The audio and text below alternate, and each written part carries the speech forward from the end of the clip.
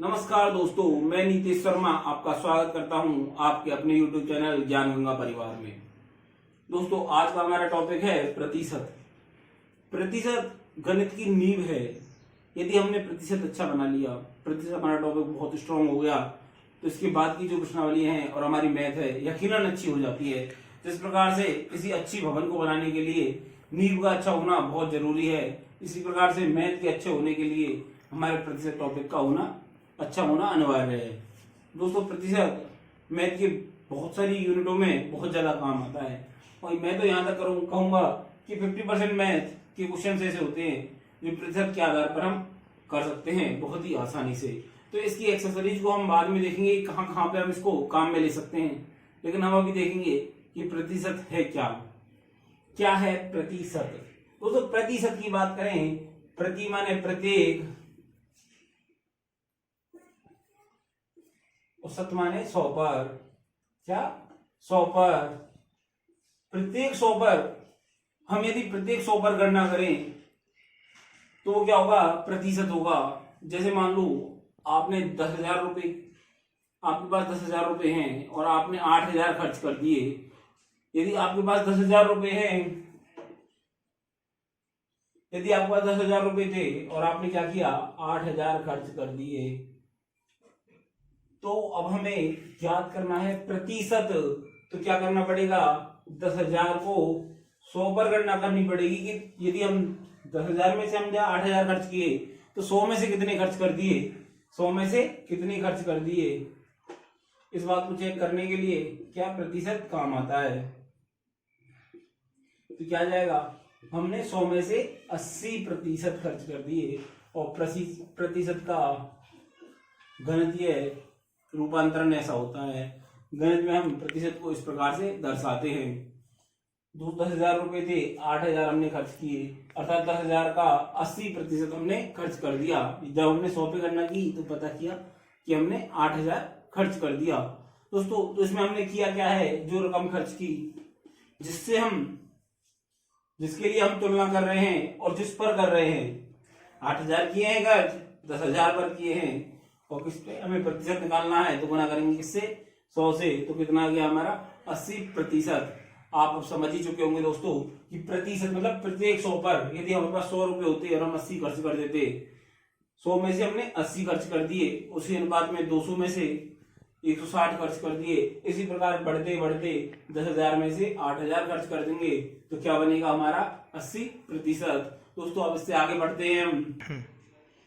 दोस्तों, अब हम जानेंगे यदि हम एक की तुलना करें एक पर, यदि एक में से हम एक ले लें तो क्या जाएगा? 1 गुना 100। तो कितना आ गया? एक में से एक 100% है, 100% है।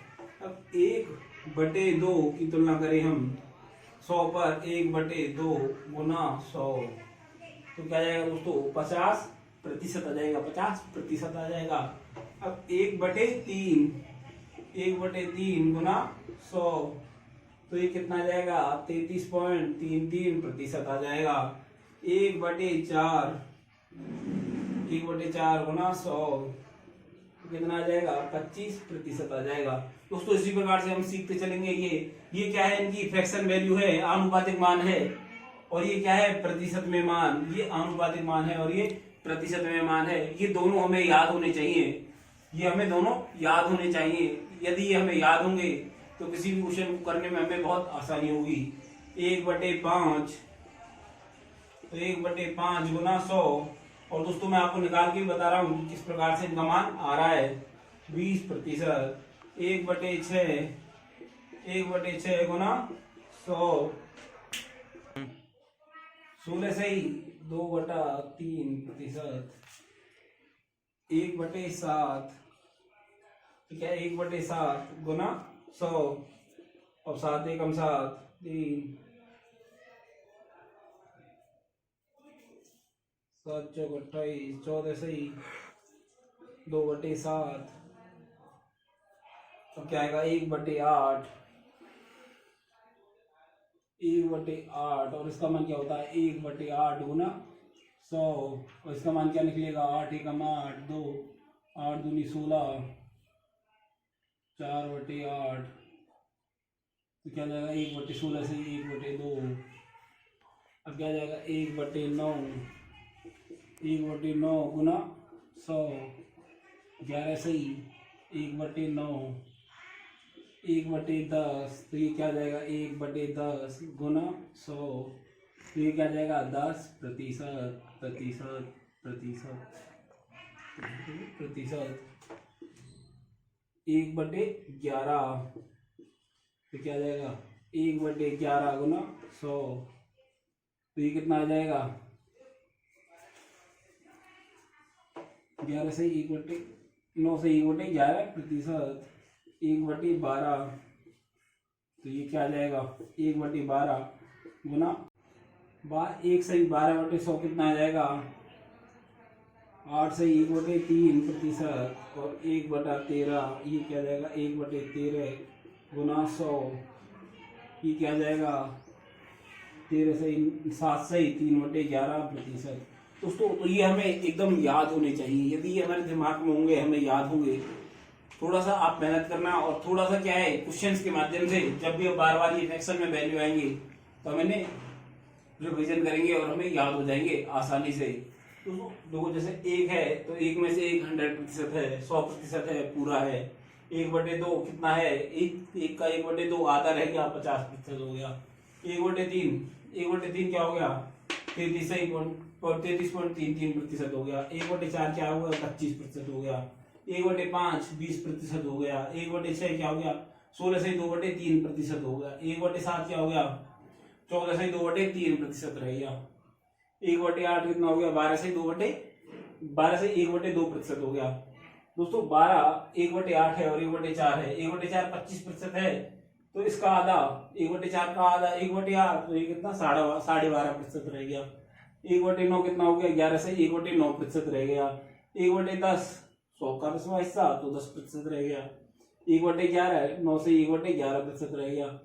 1/12 8 से 1/3% और 1/13 कितना हो गया 7 से 9/13%।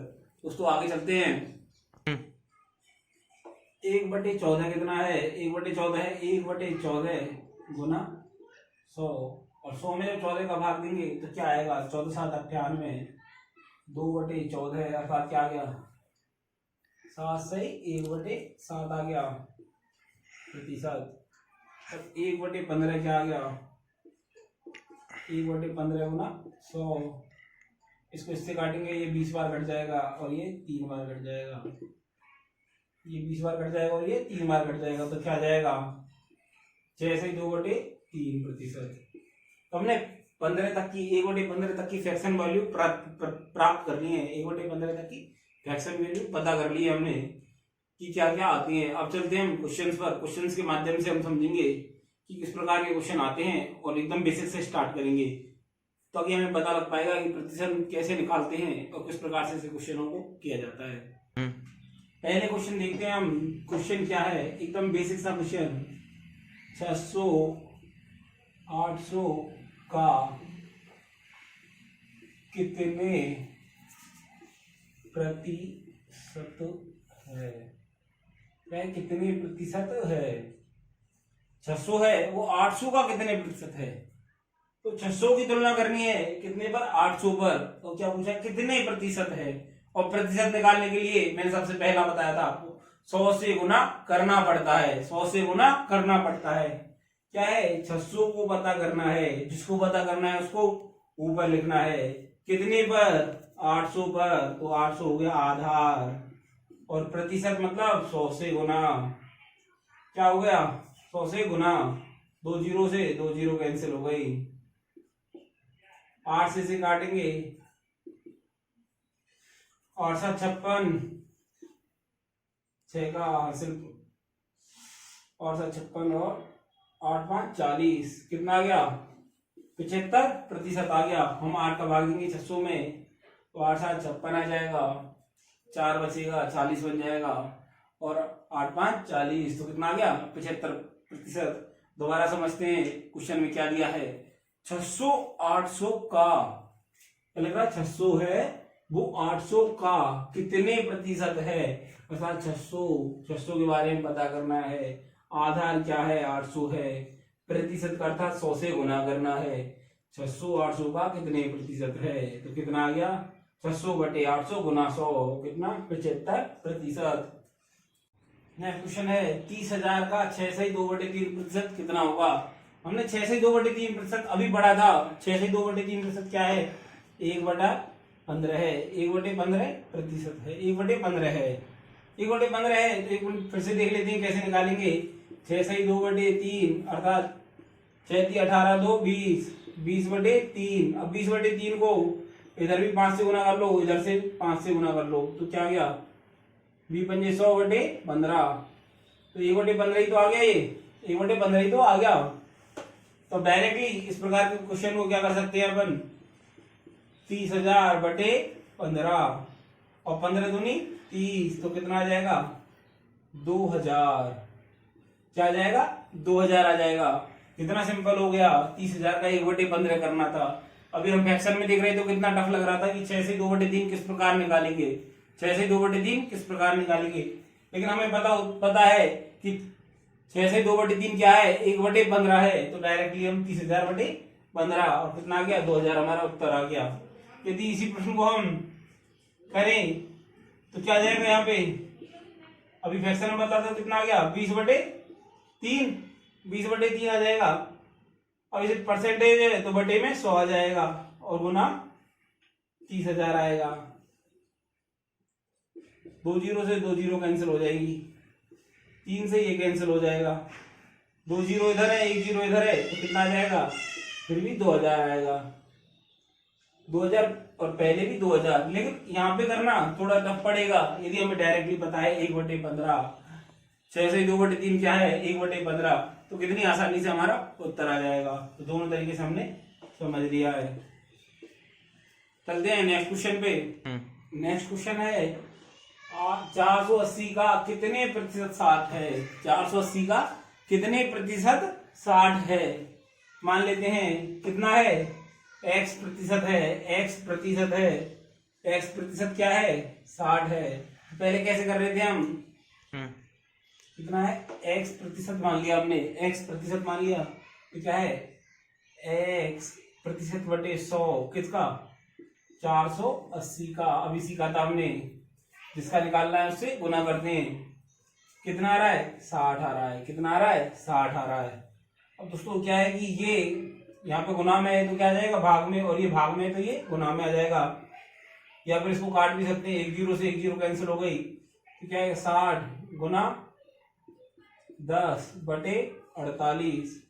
48 6 से कट जाएगा कितनी बार 8 बार, 8 से काटेंगे, इसे काट लेंगे कितनी बार कट गया 5 बार, और ये 4 बार, और इसको काट लेंगे 2 बार और ये 5 बार, और 5 25, 25/2 अर्थात कितना आ गया 12.5%। x का मान क्या आ गया x बराबर 12.5। कितना है 12.5% है। 480 का 12.5% 60 है। समझ गए दोस्तों। चलते हैं नेक्स्ट क्वेश्चन पे। नेक्स्ट क्वेश्चन है वह संख्या क्या होगी जिससे 720 20% अधिक है। क्या है 720 20% अधिक है। माना वह संख्या x, मान लो वो संख्या x है, वह संख्या, यदि उस संख्या को हम x मान लेते हैं, x संख्या से 120 20% अधिक है, तो मतलब 120 क्या है x का 120 कितना है 120% कितना है 720 है। तो क्या है x का, इसको हम हिंदी में कैसे लिख सकते हैं, x का 120% क्या है बराबर 720 है। इसी का गणितीय रूपांतरण 120/100% मतलब बटे 100 गुना x बराबर कितना आ गया 720 आ गया। 0 से 0 कैंसिल हो गई। अब क्या बचेगा, इस 10 को इधर गुना कर देंगे, 12 का भाग लग जाएगा, तो x बराबर क्या आ गया 720 गुना 10/12, 12 से 72, तो कितना आ गया 600, अर्थात क्या x बराबर 600 आ गया। अर्थात क्या है कि 600 का 120% क्या है, 600 का 120% क्या है, 720 है। इसका प्रश्न का मतलब यही था, ऐसी भाषा लिखाने का, ऐसी क्लिष्ट भाषा लिखाने का मेरा सबसे बड़ा उद्देश्य है कि क्योंकि एग्जाम में क्लिष्ट भाषा आती है जो अच्छे से समझ में नहीं आती। इसका सीधा मतलब ये था, ये पूछना चाह रहा था कि किस संख्या क्या 120% क्या है, 720 है। तो 600 वह संख्या है जिसका 120% क्या है, 720 है। चलते हैं लास्ट क्वेश्चन की ओर। नेक्स्ट क्वेश्चन है, वह राशि कौन सी है जो 540 से 30% कम है। कितनी कम है, 30% कम है 540 से। जब 30% कम आया है तो मतलब क्या है, टोटल कितना होता है, टोटल कितना होती है कोई भी राशि, 100%। अब 30% कम है अर्थात कितना है, 70% है। 70% रह गई ना, शेष कितनी रह गई, 30 जब कम है तो 70% रह गई। अर्थात हमें क्या निकालना है, 70% निकालना है। कितने, किसका, 540 का। 70% का मतलब क्या है, बटे में 100, और किसका, 540 का। 1 0 2 0 1 0 2 0, 7 चौक 28, 28 2 और 7 5 35 और 36 37, कितना आएगा, 378।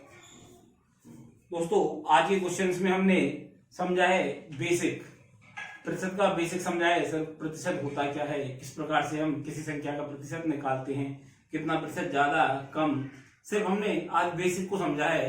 और दोस्तों आप इसे वीडियो को अच्छे से देखें, हर एक क्वेश्चन को किताब में, कॉपी में अपनी में नोट करें।